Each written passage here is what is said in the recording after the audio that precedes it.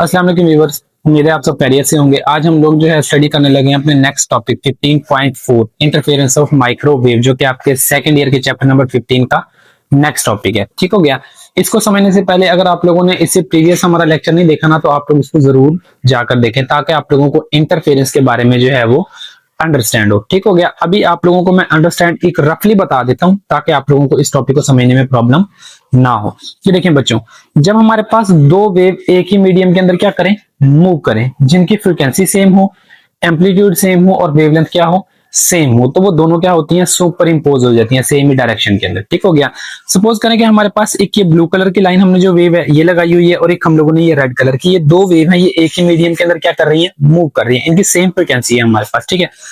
जब क्रस्ट से क्रस्ट और बच्चों ट्रफ से क्या करे, ट्रफ मैच करे, तो यहाँ पर वेव जो है ना वो सुपर इंपोज होती है, तो हमारे पास कुछ इस तरह से एम्पलीट्यूड में जो है वो इनहांस होके मिलती है। इसी चीज को आप लोग किसी तरह नाम देते हैं, इंटरफेरेंस का नाम देते हैं। यही चीज हम लोगों ने यहाँ पे क्या करनी है, स्टडी करनी है। और इसके साथ हम लोग ये चीज प्रूव करेंगे कि हमारे पास जो लाइट है वो कौन सी नेचर रखती है, वेव नेचर रखती है हमारे पास। ठीक है। जिसको यंग डुअल एक्सपेरिमेंट ने जो परफॉर्म किया था 1801 के अंदर, वो इसे नेक्स्ट टॉपिक है जो हम लोग स्टडी करेंगे। उससे पहले हम इसे स्टडी करते हैं। और अगर आप हमारे चैनल पर नहीं हो तो चैनल को जरूर सब्सक्राइब और लाइक करें, क्योंकि यार आप लोगों के लिए ही जो है ना इतने लेंथी टॉपिक जो है वो शॉर्ट कर लेके आए जाते हैं। तो हमने पॉइंट बनाकर राइट ऑन किया है, आपने पॉइंट बनाकर ही क्या कर देना है, इसको राइट ऑन कर देना है। सबसे पहले मैं आपको डायग्राम समझाऊंगा, देन अगर आप लोगों को डायग्राम समझ आती है तो आप लोगों के पास ये पॉइंट जो है वो बिल्कुल ही इजी हो जाएंगे। ठीक है।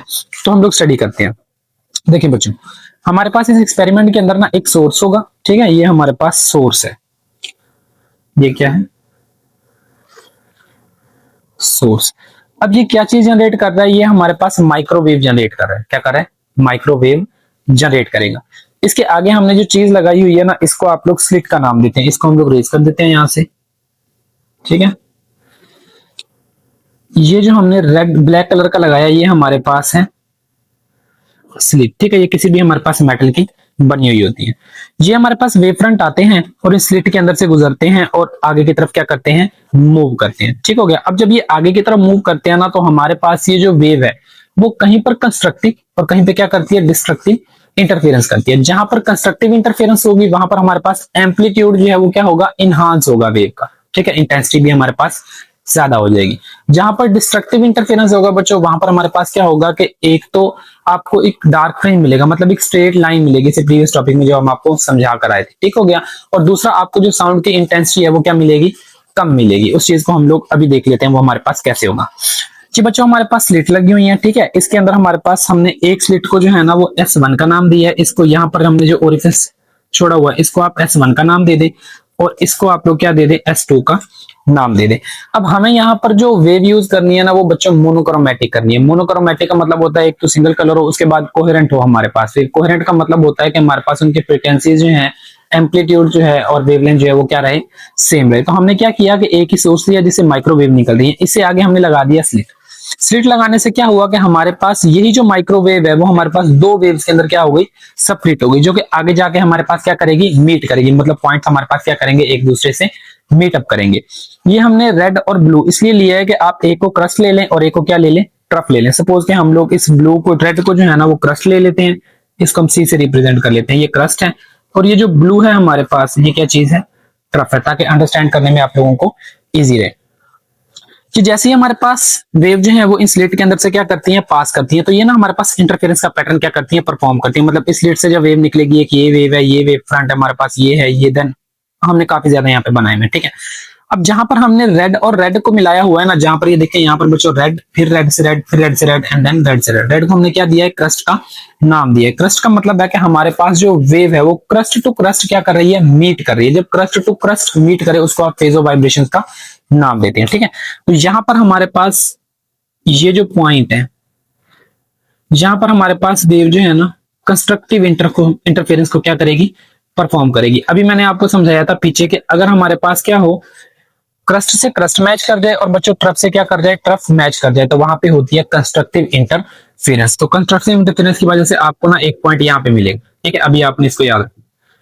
उसके बाद हमारे पास यहाँ पर इस नीचे हमने ब्लू वेव जो है वो बनाई हुई है। ब्लू से ब्लू, ब्लू से ब्लू, ब्लू से ब्लू। ब्लू को हमने किस चीज का नाम दिया हुआ है, ट्रफ का नाम दिया। मतलब यहाँ पर वेव मीटअप कर रही है as a trough to trough. ठीक है। तो इनको भी आप लोग जो है वो यहाँ पे हाईलाइट कर लें। ये मेरे पास ट्रफ है, जहां पर ये वेव आपस में क्या कर रही है, इंटरफेरेंस का पैटर्न जनरेट कर रही है। ओके हो गया। और यहाँ पे आपको ये पॉइंट मिलेगा किसी इस जगह के ऊपर।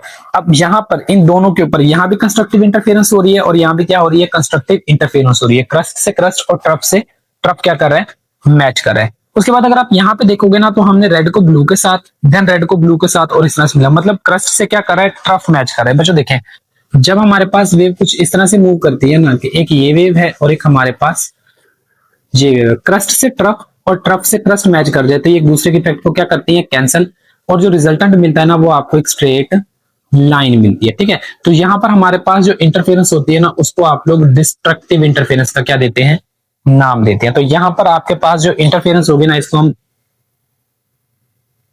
ब्लैक से ले लेते हैं। ठीक है, तो यहां पे आप इनको ले लें पॉइंट्स, तो कुछ इस तरह से। ओके हो गया। अब उसके आगे ना आप लोगों के पास एक स्क्रीन है जो हमने यहाँ पे लगाई। स्क्रीन के ऊपर ना ये आपको पॉइंट्स मिल रहे हैं कंस्ट्रक्टिव और डिस्ट्रक्टिव इंटरफेरेंस के। एक हमारे पास क्या है, डिटेक्टर है। क्या है, डिटेक्टर। इसको आपकी बुक में ना प्रोब का नाम दिया हुआ है, तो हमने इसको डिटेक्टर का नाम दिया हुआ है, डिटेक्टर। अब मुझे क्या करना है, मुझे इस डिटेक्टर को जो है ना इस स्क्रीन के ऊपर मूव करवाना है। ठीक है, अब जब मैं इसको इस स्क्रीन के ऊपर मूव करवाऊंगा ना, जहां पर बच्चों हमारे पास होगी ना डिस्ट्रक्टिव इंटरफेरेंस, जैसे कि क्रस्ट से ट्रफ मैच करेगा, वहां पर हमारे पास ये डिटेक्टर जो है वो साउंड जनरेट नहीं करेगा। ठीक है, साउंड जनरेट नहीं, इतना ज्यादा कम साउंड जनरेट करेगा कि उसको आप लोग सुन ही नहीं पाएंगे। ठीक है, उसके बाद जहां पर हमारे पास हो रही है ना कंस्ट्रक्टिव इंटरफेरेंस, जैसे कि यहाँ पे हो रही थी या यहाँ पे हो रही थी, जब आप डिटेक्टर को यहाँ पे लेके आएंगे ना इस जगह के ऊपर, यहाँ पे बच्चों हो रही है कंस्ट्रक्टिव इंटरफेरेंस। जब हमारे पास कंस्ट्रक्टिव इंटरफेरेंस होगी ना, तो वेव क्या होगी, एम्पलीट्यूड में इनहांस होगी। जब वेव एम्पलीट्यूड में इनहांस होगी, तो उसकी जो इंटेंसिटी है वो ऑटोमेटिकली क्या कर जाएगी, इंक्रीज कर जाएगी हमारे पास। तो यहाँ पर जो साउंड है वो क्या हो जाएगा, बहुत ज्यादा हो जाएगा, जिसको आप लोग इजिली क्या कर सकते हैं, सुन सकते हैं, जो कि हमें ये बताएगा कि यहाँ पर कौन सी हमारे पास इंटरफेरेंस हुई है, कंस्ट्रक्टिव इंटरफेरेंस हुई है हमारे पास। ठीक हो गया। इसे ऊपर आप डिटेक्टर को लेके जाएं, यहाँ पर आप लिख लें कंस्ट्रक्टिव इंटरफेरेंस। ठीक हो गया। डिटेक्टर को मैं जब यहां पे लेके आऊंगा, तो यहां पे आपको अगेन कोई साउंड नहीं मिलेगा। क्यों नहीं मिलेगा, क्योंकि यहां पे क्या हो रही है, डिस्ट्रक्टिव इंटरफेरेंस हो रही है। जहां पे डिस्ट्रक्टिव इंटरफेरेंस होगी, वहां पे कोई साउंड हमारे पास नहीं होगा। ठीक है, इसी तरह से आप इसको ना डिफरेंट पॉइंट्स में लेके जाएंगे, जहां जहां पे आप लोगों के पास क्या होगी, साउंड जो है वो बहुत ही ज्यादा लाउड होगी, वो पॉइंट आप लोगों ने क्या कर लेने हैं, मार्क कर लेने हैं। ठीक है, जब उनको मार्क करेंगे आप लोग, तो आपके पास में एक स्पेसिफाइड डिस्टेंस निकल आएगा, जहां से हम लोग क्या निकाल सकते हैं, पाथ डिफरेंस को जो है ना वो मेजर कर सकते हैं, जो कि आप यंग डुअल स्लिट एक्सपेरिमेंट के अंदर क्या करेंगे, परफॉर्म करेंगे। जस्ट इसमें आप लोगों ने जो चीज याद रखनी थी ना, वो यही याद रखनी थी कि हमारे पास वेव से सोर्स से वेव निकल रही है और वेव स्लिट के अंदर से गुजरती है। जब स्लिट के अंदर से गुजरती है, तो माइक्रोवेव हमारे पास क्या हो जाती है, दो वेव्स के अंदर, एन नंबर ऑफ वेव्स के अंदर क्या हो जाती है, सेपरेट आउट हो जाती है। कहीं पर क्रस्ट और कहीं पे क्या होता है, ट्रफ हमारे पास मैच करता है। अब जब ये स्लिट से बाहर निकलती है, तो इन दोनों वेव की फ्रीक्वेंसी क्या रहेगी, सेम, क्योंकि दोनों ही हमारे पास क्या है, माइक्रो वेव्स हैं। इस वजह से हमारे पास जो है इनकी कोहेरेंट होंगी, और कोहेरेंट होने की वजह से हमारे पास कहीं पर कंस्ट्रक्टिव और कहीं पर डिस्ट्रक्टिव इंटरफेरेंस हमारे पास क्या होगा, क्रिएट होगा। अब इसी चीज को ना हम आप लोगों को क्या बताते हैं, अब यही जो चीज है आप लोगों के पास हमें ये बताती है कि जो हमारे पास लाइट है, क्या चीज है, लाइट, वो हमारे पास क्या करती है, वेव नेचर रखती है, जो कि हमें प्रूव करती है। ये बेसिकली हमारे पास ना यंग डुअल स्लिट एक्सपेरिमेंट है, जिसको मैंने आप लोगों को बताया, बट आपकी बुक के अंदर ये फिगर राइट ऑन नहीं है। आपकी आसानी के लिए मैंने फिगर यहाँ पे की है, राइट ऑन किया, ताकि आपको पॉइंट जो है वो अच्छे से समझ आ जाए। अब मैं आता हूँ पॉइंट्स के ऊपर। अब देखना आपको सारे पॉइंट्स जो है वो इजीली क्या हो जाएंगे, अंडरस्टैंड हो जाएंगे। अब वो हमें कहता है microwave can be use to demonstrated to source interference. अगर मुझे क्या करना है, माइक्रोवेव मतलब कि आप लोग इंटरफेरेंस और माइक्रोवेव करवाना चाहते हैं, तो आपको इंटरफेरेंस के लिए ना कितने सोर्स चाहिए हैं बच्चों, 2 सोर्स चाहिए। कितने, 2 सोर्स चाहिए। अब ये जो 2 सोर्स हैं वो हमारे पास कहां से मिलेंगे, एक आपको S1 से मिलेगा और एक कहां से मिलेगा, S2 से मिलेगा। तो यहाँ पर हमारे पास वेव जो है वो स्प्रेड आउट होगी आगे की तरफ। ठीक है, ये काम तो हमारे पास किस चीज ने कर दिया, स्लिट ने कर दिया। उसके बाद हमारे पास in this experiment we use 2 coherent source of microwave. तो इस एक्सपेरिमेंट के अंदर आप लोग किस चीज को यूज करते हैं, 2 कोहेरेंट सोर्स ऑफ वेव को यूज करते हैं। कोहेरेंट का मतलब होता है कि हमारे पास फेज सेम रहे और फ्रीक्वेंसी जो है वो हमारे पास एक जैसी रहे। ठीक हो गया।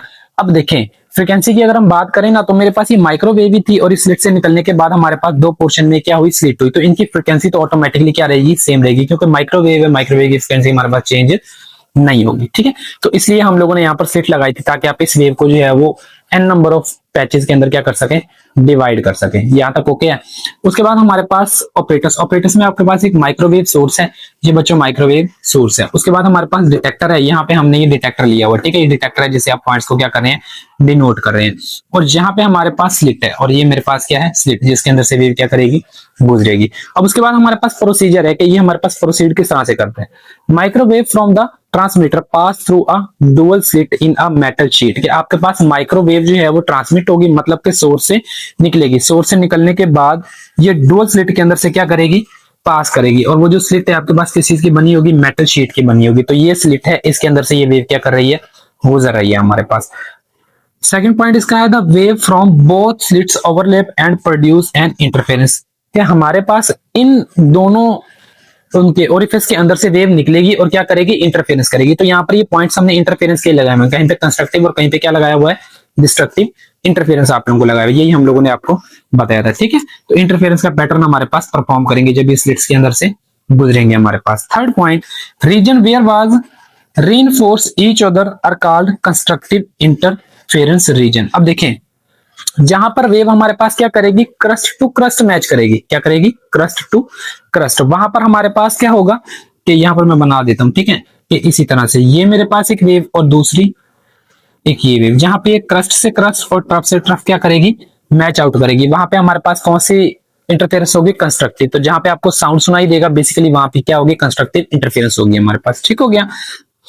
और इसकी हाई इंटेंसिटी होगी। हाई इंटेंसिटी का मतलब है कि आपको साउंड जो है ना बहुत ही ज्यादा लाउड सुनाई देगा, मतलब कि आपके पास क्या होगा, लाउड यहाँ पे साउंड होगा, जिससे हमें ये पता चलेगा कि यहाँ पे क्या हुआ है, कंस्ट्रक्टिव इंटरफेरेंस परफॉर्म हुई है, जिसको आप with the help of sound wave सुन सकते हैं, क्योंकि वेव को तो हम वैसे देख ही नहीं सकते। अब देखें, इसके लिए ना आपको एक ये जो कंस्ट्रक्टिव इंटरफेरेंस है, इसके लिए ना हमारे पास एक पाथ डिफरेंस होता है। ठीक है, ये आगे जाकर आप स्टडी भी करेंगे यंग डॉट स्टडी एक्सपेरिमेंट के अंदर, लेकिन मैं आपको पाथ डिफरेंस का फॉर्मूला जो है ना कंस्ट्रक्टिव इंटरफेरेंस के लिए राइट ऑन फिर भी कर देता हूं, जो कि आपको याद होना चाहिए। तो पी का मतलब है पाथ और डी का मतलब हमारे पास डिफरेंस। तो ये मेरे पास होता है एन एंड लैम्डा। लैम्डा मेरे पास वेव है और एन मेरे पास नंबर ऑफ वेव्स हैं। यहाँ पर बच्चों आपके पास एन की जो वैल्यू है ना वो हमारे पास 1 2 3 4 and up to so on. मतलब कि जब आप कंस्ट्रक्टिव इंटरफेरेंस जो है वो कर रहे होंगे या परफॉर्म कर रहा होगा हमारे पास यहाँ पे सोर्स, तो आपके पास ना एक कंप्लीट वेव आएगी। जैसे ये कंप्लीट क्या है, एक वेव है हमारे पास, इस तरह की आपको ना वेव मिलेगी, मतलब एक वेव, दो वेव, तीन वेव, चार वेव। तो यहाँ पर हमारे पास इंटेग्रल मल्टीपल आ रहा है एन का। ठीक है, ये हमारे पास पार्ट डिफरेंस होता है किस चीज का, कंस्ट्रक्टिव इंटरफेरेंस रीजन का हमारे पास। ठीक है, ये बच्चों फॉर्मूला आप लोगों ने याद रखना है, ये आगे हम लोगों ने क्या करना है, यूज करना है। इसका जो फोर्थ पॉइंट है वो हमें कहता है region where wave cancel each other are called destructive interference. और ऐसा रीजन जहां पर वेव एक दूसरे को क्या करें, कैंसिल आउट, जैसे कि हमने यहां पर किया था क्रस्ट से ट्रफ और ट्रफ से क्रस्ट, तो एक दूसरे को क्या करेंगे, कैंसिल, और वहां पर क्या बन जाएगी, एक स्ट्रेट लाइन बन जाएगी। डिस्ट्रक्टिव इंटरफेरेंस, जब डिस्ट्रक्टिव इंटरफेरेंस होगी ना हमारे पास, तो इंटेंसिटी क्या होगी, वेव की लो होगी। लो होने की वजह से आपके पास जो साउंड है ना वो कोई प्रोड्यूस नहीं होगा। They have no any sound on destructive interference. Destructive interference के ऊपर हमारे पास कोई भी जो है वो साउंड क्रिएट नहीं होगा। अब आप ये चीज आप लोगों को याद रखनी है। इसके लिए भी आपके पास ना एक पार्ट डिफरेंस का फॉर्मूला है जो आपको याद रखना है। वो हमारे पास P and D is equal to हमारे पास N प्लस 1/2 और ये क्या होगा, लैम्डा। ठीक है, वेव हो गई हमारे पास। अब यहाँ पर आपको जो एन की बच्चों वैल्यू मिलेंगी ना वो हमारे पास 1 3 5 7, मतलब कि आपको जो वैल्यू मिल रही है वो ऑड इंटेग्रल मल्टीपल मिलेगा। क्या मिलेगा, ऑड इंटेग्रल मल्टीपल मिलेगा। और यहाँ पर साउंड क्रिएट नहीं होगी। ये बच्चों देखें, यहाँ पे भी साउंड क्रिएट नहीं हुई थी, डिस्ट्रक्टिव इंटरफेरेंस है, यहाँ पे भी नहीं हुई थी, इससे नीचे भी हमारे पास इस तरह से पॉइंट आएंगे, लेकिन हम लोगों ने स्पेसिफिक पॉइंट जो है वो लिए हुए हैं। अब microwave detector is move to detect the region maximum and minimum intensity. अब ये डिटेक्टर था, ये बच्चों हमने ऊपर और नीचे क्या किया था, मूव किया था। कहीं पर हमारे पास इंटेंसिटी बहुत ही ज्यादा आ रही थी और कहीं पर इंटेंसिटी क्या आ रही थी, बहुत ही ज्यादा कम आ रही थी। जहां पर इंटेंसिटी ज्यादा थी वहां पर हुई थी कंस्ट्रक्टिव इंटरफेरेंस, जहां पर इंटेंसिटी लो थी वहां पर हमारे पास हुई थी डिस्ट्रक्टिव इंटरफेरेंस। मतलब यहाँ पे कोई साउंड नहीं था, यहाँ पे हमारे पास साउंड प्रेजेंट था। ओके हो गया, इस चीज का मतलब हमारे पास ये है, तो ये आप लोगों को याद रखना है। उसके बाद हमारे पास the interference of microwave prove that microwave have a wave nature. तो ये जो मेरे पास इंटरफेरेंस हुई है ना जो डिटेक्टर की मदद से हम लोगों ने देखा है, वो हमें इस चीज को प्रूव करता है कि हमारे पास जो माइक्रोवेव है वो हमारे पास कौन सी नेचर रखती है बच्चों, वेव नेचर रखती है, क्योंकि वेव नेचर में हमारे पास यही चीज होती है, इंटरफेरेंस होती है, उसके बाद हमारे पास डायफ्रैक्शन होती है, रिफ्लेक्शन होती है, रिफ्रैक्शन होती है। ऐसे फिनोमिना जहां पे परफॉर्म हो उनको हम लोग क्या कहते हैं कि वो हमारे पास वेव क्रिएट हुई है। तो इस एक्सपेरिमेंट ने या यंग डुअल स्लिट एक्सपेरिमेंट ने हमें ये प्रूव किया कि हमारे पास जो इलेक्ट्रोमैग्नेटिक वेव है वो कौन सी नेचर रखती हैं, वेव नेचर रखती हैं हमारे पास। ठीक हो गया। तो ये था आप लोगों का topic interference of microwave. I hope so आप लोगों को इंटरफेरेंस ऑफ माइक्रोवेव जो है वो समझ आया होगा। मजीद अगर आपका कोई क्वेश्चन है तो आप लोग कमेंट बॉक्स में हमसे पूछ सकते हैं।